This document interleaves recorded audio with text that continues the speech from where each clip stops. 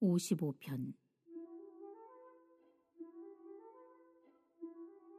하나님이여, 내 기도에 귀를 기울이시고 내가 간구할 때에 숨지 마소서. 내게 굽히사 응답하소서. 내가 근심으로 편하지 못하여 탄식하오니 이는 원수의 소리와 악인의 압제 때문이라.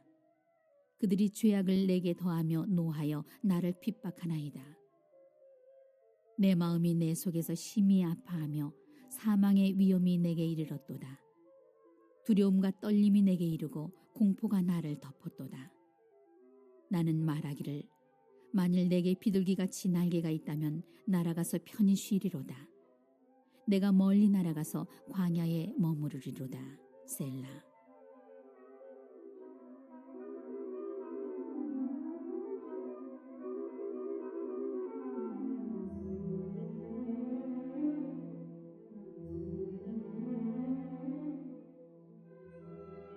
내가 나의 피난처로 속히 가서 폭풍과 광풍을 피하리라 하였도다.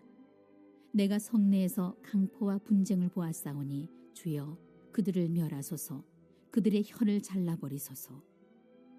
그들이 주야로 성벽 위에 두루 다니니 성중에는 죄악과 재난이 있으며 악독이 그 중에 있고 압박과 속임수가 그 거리를 떠나지 아니하도다. 나를 책망하는 자는 원수가 아니라 원수일진데 내가 참았으리라.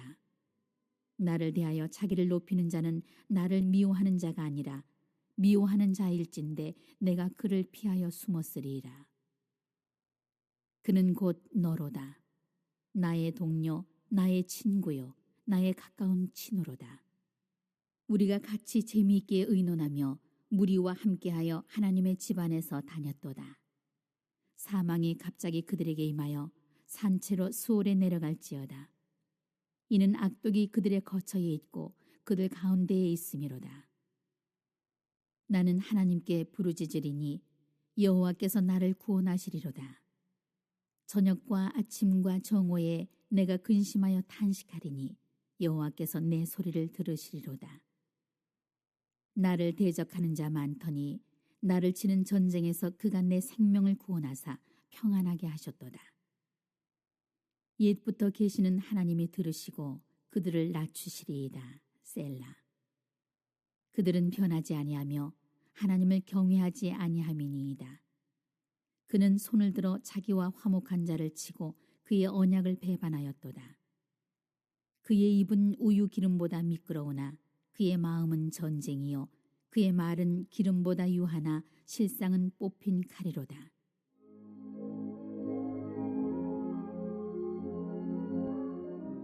내 짐을 여호와께 맡기라.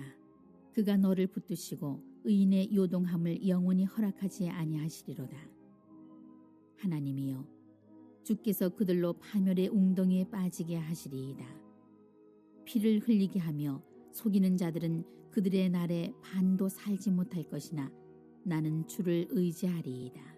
시편 55편 말씀입니다. 어제 이제 54편과 비슷한 그런 배경을 갖고 있는데 55편도 정확하게 언제인지는 모르지만은 오늘 말씀을 보니까 그 가장 가까운 그런 친구들의 어떤 배신으로부터 다윗이 굉장히 어려운 가운데 오늘 기도를 하고 있습니다.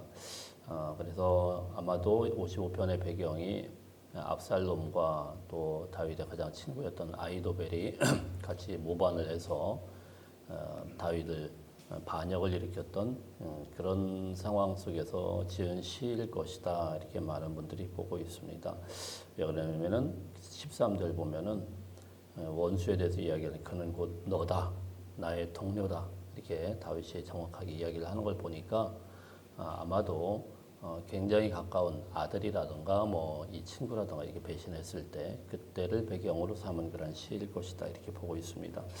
여러분, 그런 원수가 우리를 어렵게 만들 때는 그냥 피하면 되고 그냥 상종을 안 하면 되지만 가장 가까운 그런 가족이나 친구가 이렇게 배신을 하게 됐을 때 마음이 어떻겠습니까? 뭐 도무지 감당을 할 수가 없는 상황이죠. 그래서 오늘 시를 보면 다윗의 마음이 막 요동치는 것 같은 그런 느낌을 받아요.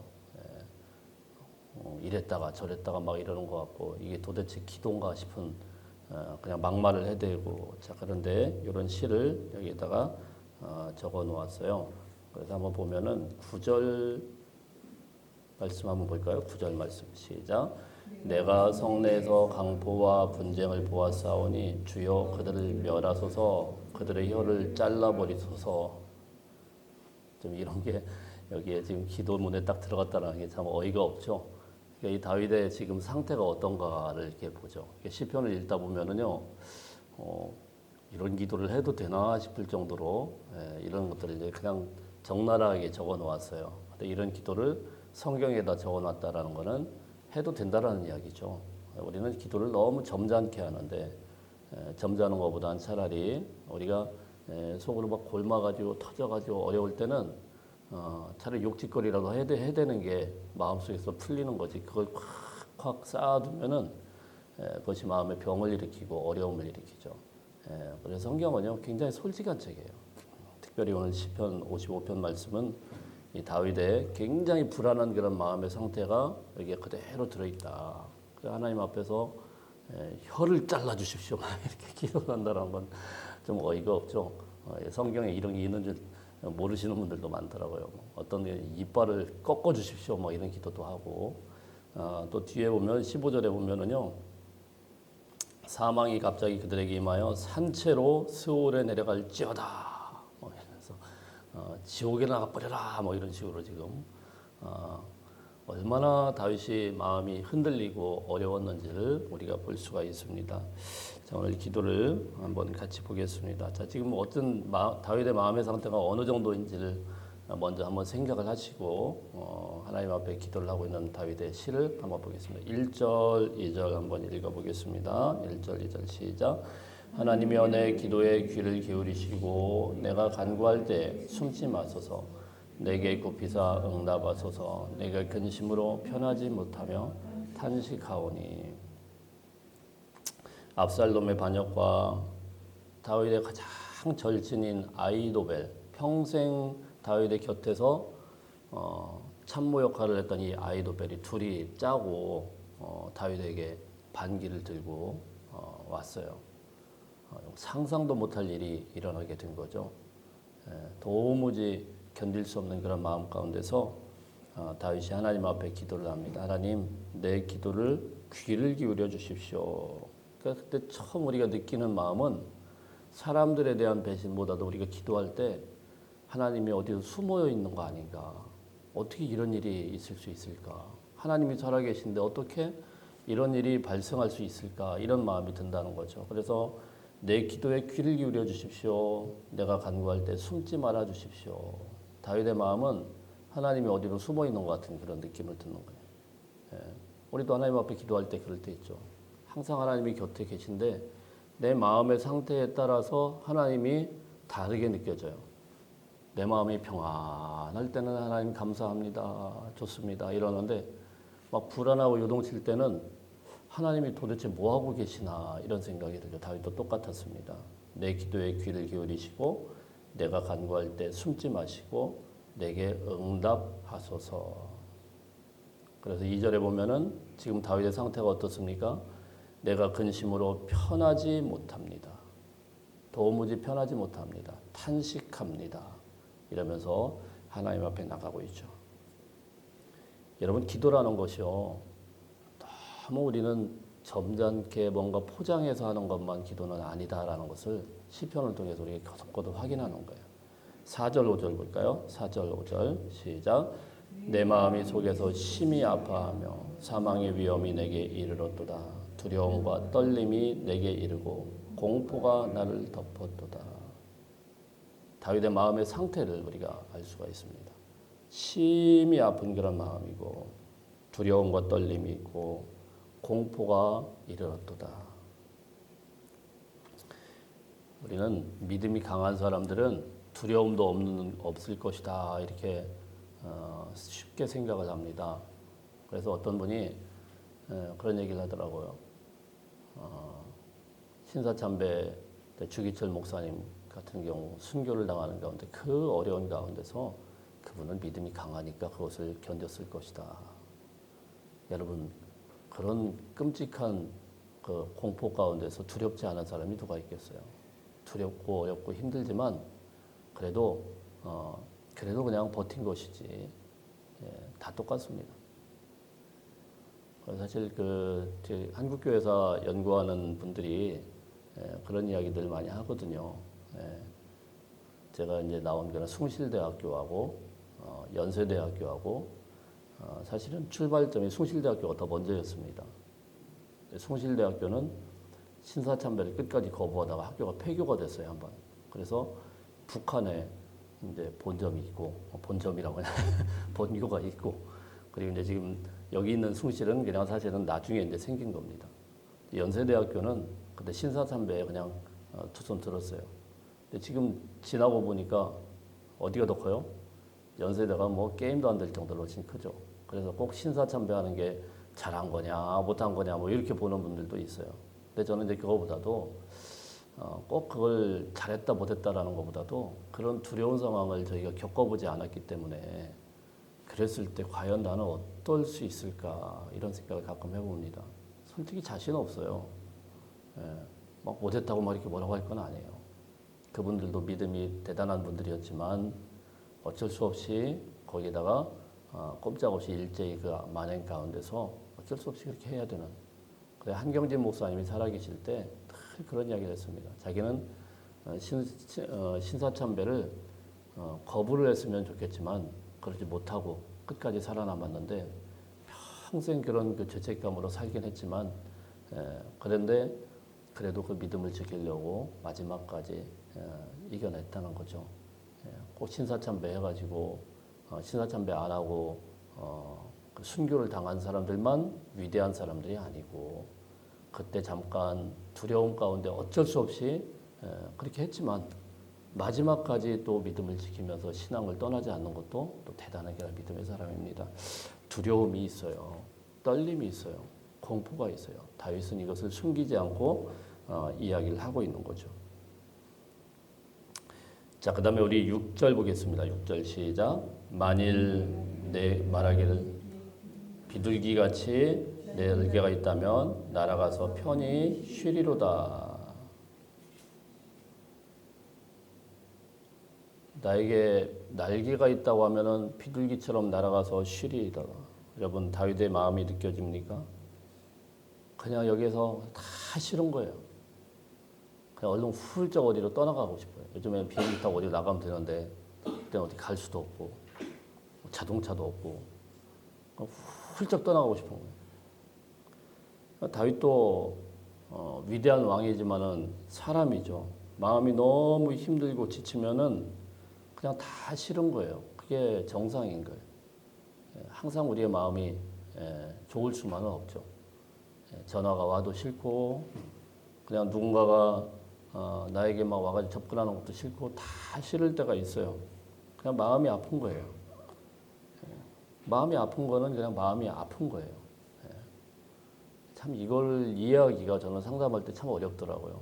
마음이 아픈 건데 그 마음이 아픈 거를 그냥 우리가 정상적인 사람들이 받아들이기가 쉽지가 않아요. 지금 왜 아프냐? 아니 아픈 사람을 왜 아프냐 그러면 이거 약 올리는 거 아니겠어요? 감기 걸렸는데 왜 감기 걸렸냐 너? 뭐 이러면은 그 아픈 건데 마음이 아픈 겁니다. 그래 하나님 앞에 나 이렇습니다. 나 그냥 멀리 나가서 비둘기처럼 나가서 한번 쉬고 싶습니다. 이러면서 푸념하면서 나갑니다. 성경에는요 이런 표현들이 잘 나옵니다. 감추는 게 아니고 드러내요. 열왕기상 19장 말씀에 보면 엘리야가 18장에서는 그 막 개선 장군처럼 싸워가지고 이깁니다. 그죠? 바알의 850명의 선지자들과 싸움에서 이기고 그러고는 19장에서는 막 내뺍니다. 마음에 이제 두려운 거죠. 그래가지고 한참 가다가 로뎀나무 밑에서 철퍼덕 앉아가지고 뭐라고 기도합니까? 하나님 넉넉하오니 저를 좀 죽여주십시오. 이런 기도를 합니다. 아니 선지자가 되어가지고 무슨 죽여달라는 기도 나오고 말이 안 되죠. 근데 우리 하나님은 거기에 대해서 전혀 엘리야를 뭐라고 한다거나 오늘 다윗에 대해서 이 아이놈아 정신 차려라 이렇게 한다거나 그러지 않아요. 우리 하나님 앞에서 털어놓는 마음은 탄식이든 푸념이든 그냥 절망 가운데 그렇게 하고 있는 거는 우리 하나님은 그냥 그거에 대해서 받아주신다라는 사실입니다.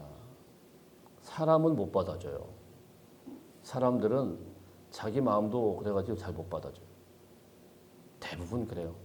너만 힘드냐? 나도 힘들다. 너만 힘드냐?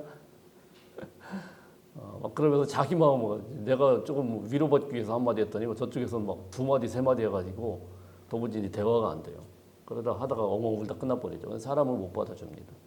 우리 하나님은 어떤 마음이든지 다 털어놓으면 우리 하나님께서 다 받아주시고 품어주시는 하나님이십니다. 그럼 우리 여러분 기도라는 것은요 너무 멋있을 필요가 없어요. 너무 멋지게 너무 아름답게 그거는요 대표기도 때는 그렇게 하는 거예요. 대표기도 때는 조금 아름다울 필요 있어요. 근데 대표기도 때 꼭 개인기도처럼 하는 분들이 가끔 있습니다. 대표기도는 그렇게 하면 안 되고요.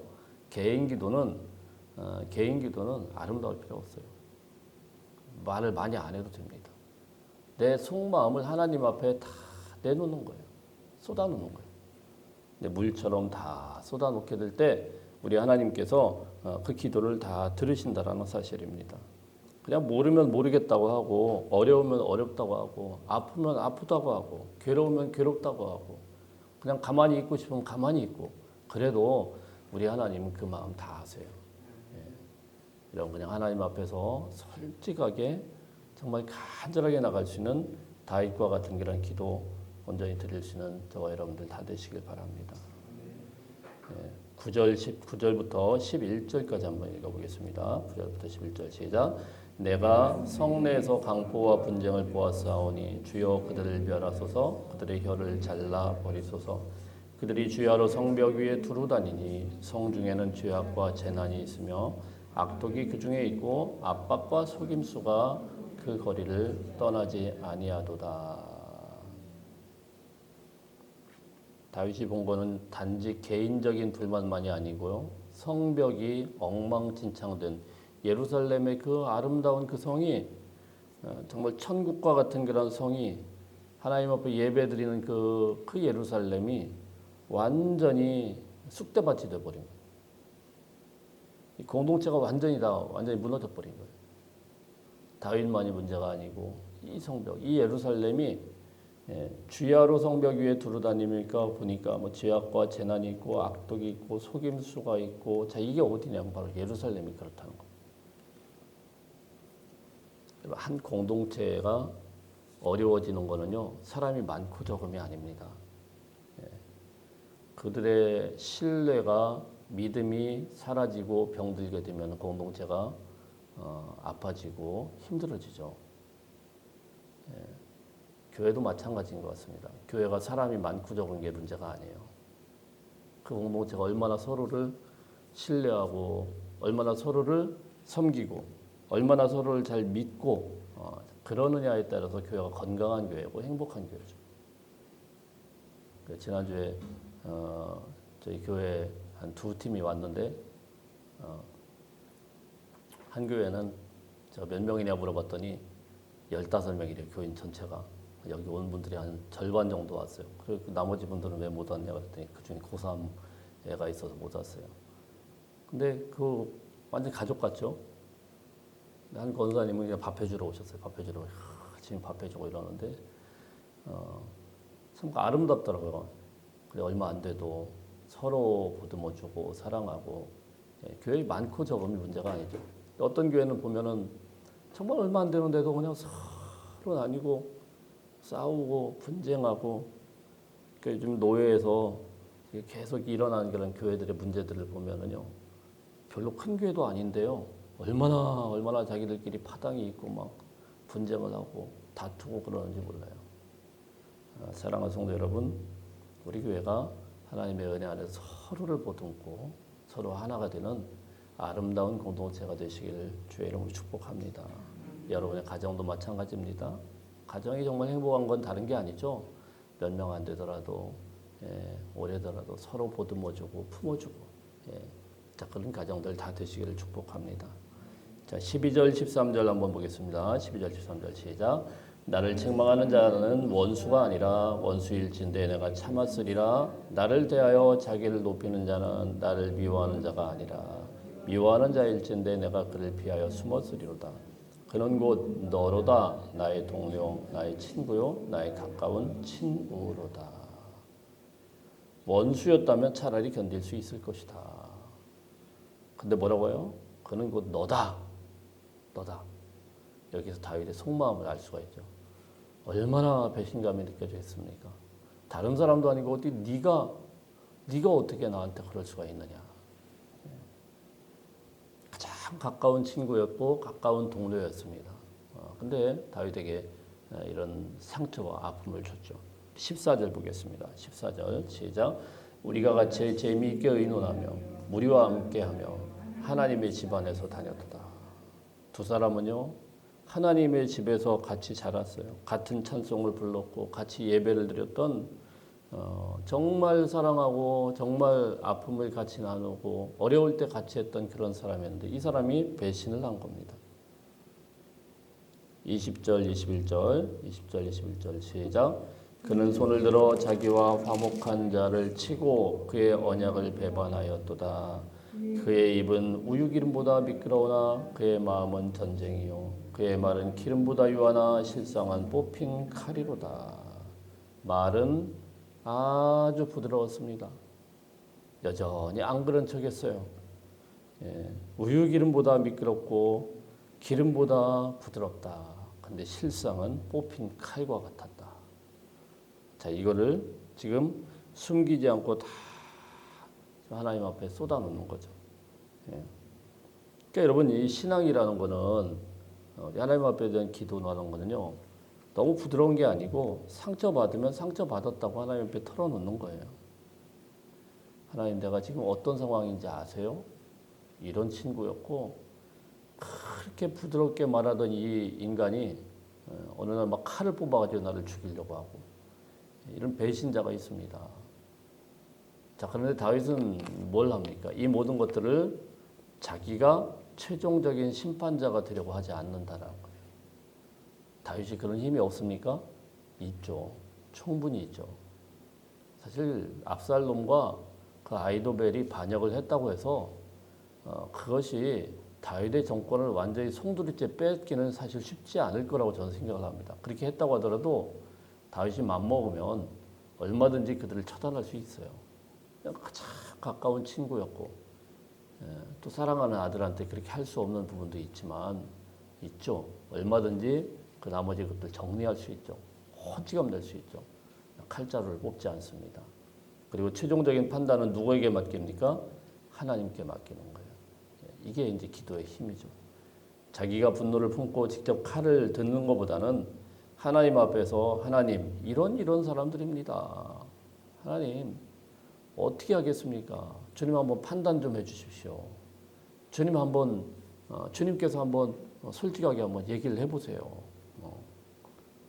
자, 그러면서 하나님 앞에 나가는 거죠. 그럼 여러분 우리의 기도가 어떻게 해야 되는지를 오늘 말씀에서 보여주고 있습니다. 하나님 이 사람을 제 마음속에서부터 하나님께 다 내려놓겠습니다. 내가 판단하는 게 아니고 자 이런 사람들인데 하나님 판단 좀 해주십시오. 마지막 판단은 주님 앞에 다 맡겨드립니다. 자 이러면서 하나님 앞에 다 쏟아놓을 때 하나님께서 이 모든 것들을 들어주시고 응답해 주시는 줄로 믿습니다. 그래서 오늘 하이라이트가 뭐냐면 22절이죠. 22절 시작. 내 짐을 여호와께 맡기라. 그가 너를 붙드시고 의인의 요동함을 영원히 허락하지 아니하시리로다. 내 짐을 어떻게 해요? 여호와께 다 맡겨버리는 겁니다. 다 맡겨버리는 거예요. 다 맡겨버리는 거예요. 이런 최종적인 판단과 결정은 하나님이 다 하십시오. 이건 던져버린다는 이야기예요. 여러분 우리가 하나님 앞에 기도할 때 다윗과 같이 이런 어려움들 속에서 시작할 수 있어요. 심지어 17절에 보면은 저녁과 아침과 정오에 내가 근심하여 탄식하리니. 다윗의 기도는요, 정말 걷잡을 수 없는 탄식이었어요. 온종일 탄식하고 울고 한숨 쉬고 막 그런 기도였습니다. 제발 나는 좀 딴 데 가서 좀 쉬고 싶다, 이런 기도였어요. 그 아주 배신자들 좀 어떻게 좀 처단 좀 해주시오, 이런 기도였습니다. 근데 마지막은 어떻습니까? 주님, 이 최종적인 판단 하나님 앞에 맡겨드립니다.